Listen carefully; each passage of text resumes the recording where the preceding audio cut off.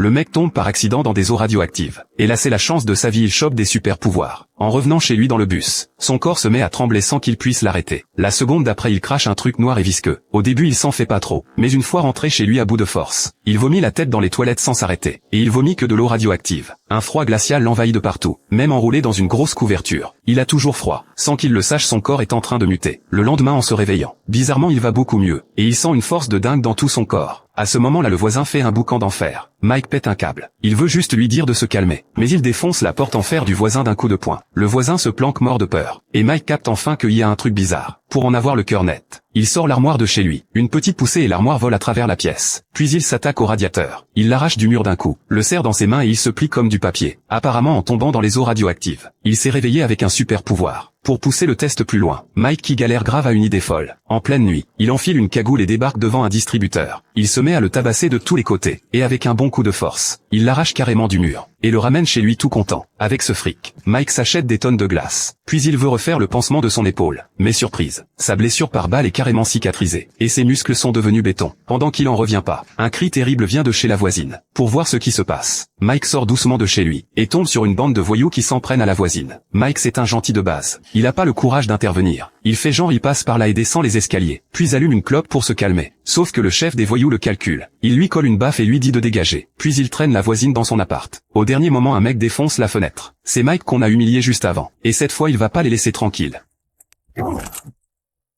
Il soulève le voyou de 150 kilos comme une plume, sous les yeux ahuris de tout le monde. Il le balance à travers la pièce.